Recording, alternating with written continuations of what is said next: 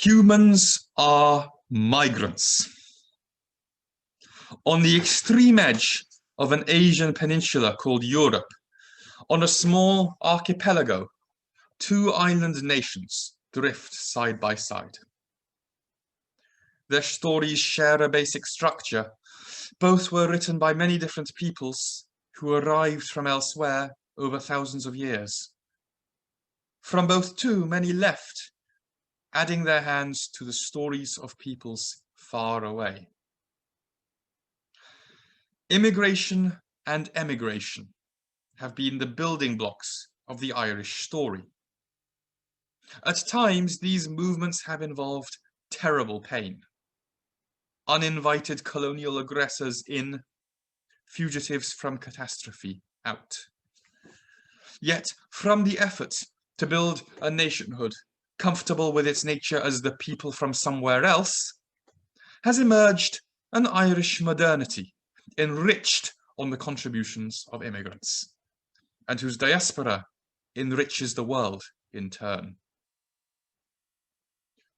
Immigration and emigration have also been the building blocks of the English story.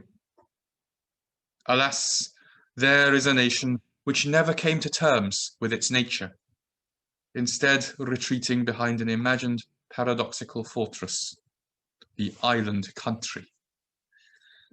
In inventing race, abusing the very immigrants who kept coming to build it, and otherizing most of the known world through the imperialist violence of its emigrants, its own modernity is made brittle and now stands on the brink of collapse.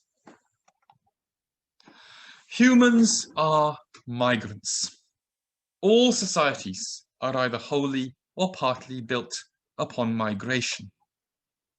No people and no peoples, if they go back far enough, originate from where they stand now. To be human is to have a story, and thereby a journey. A journey which, even if it does not go far, makes meaning out of its intersections with the journeys of others.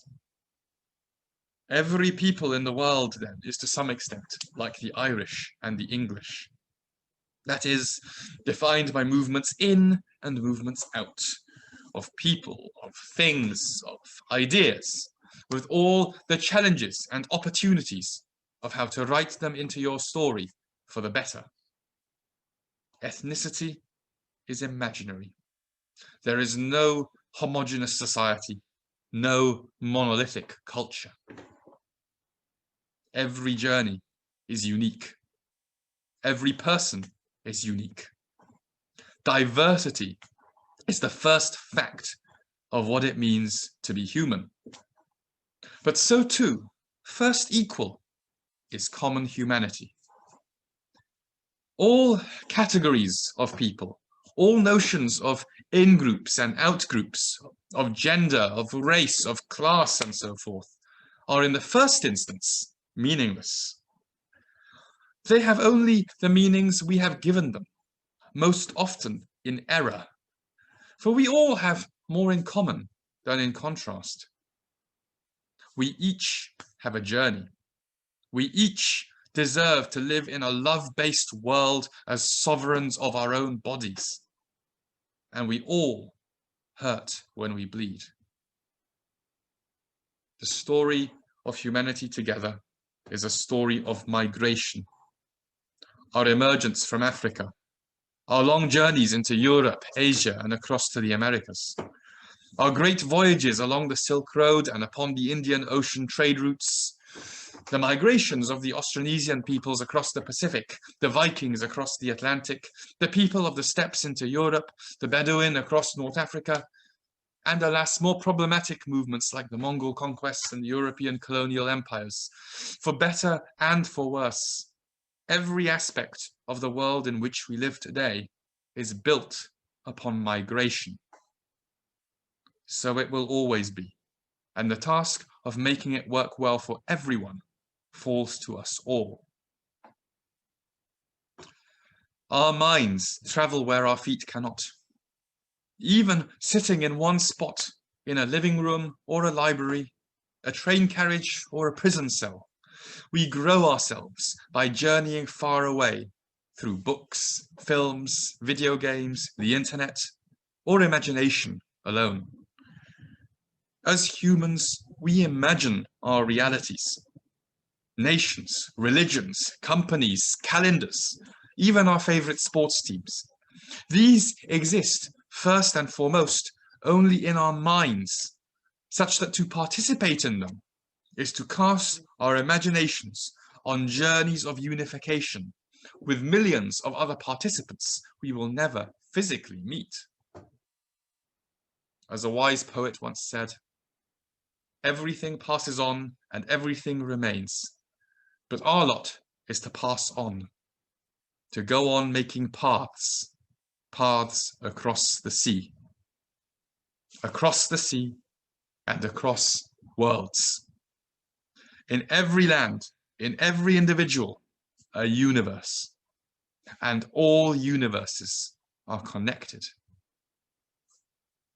So it has been, so it will be, and so it is now in a globalized world facing climatic, ecological, and socio-political calamity.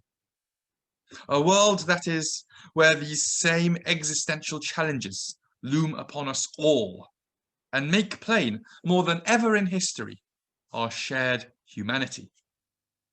From climate change to mass extinctions, from authoritarianism and prejudice to COVID-19, these are universal menaces which cross all walls, and so must we if we are to prevail over their common threat to the future of our kind.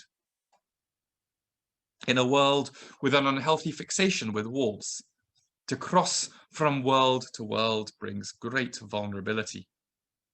It is to be the eternal other, wandering in a liminal space that touches many worlds at once, but is never sufficiently of any to belong to them.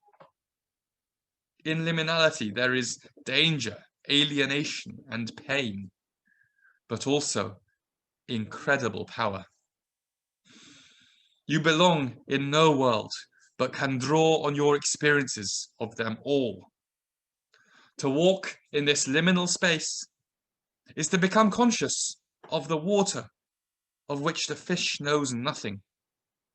To see for what they are, the brittle shadows which those chained in Plato's cave insist are absolute reality. The perspective of the liminal outsider offers wisdom that no one else can, contextualizes the strengths and weaknesses of any one society in the bigger picture of them all. By sharing that wisdom, it can enable that society to improve as a home for us all, enable a world in which we all belong. We cross worlds. We push down walls so that they become bridges. There is no possible future in which we do not.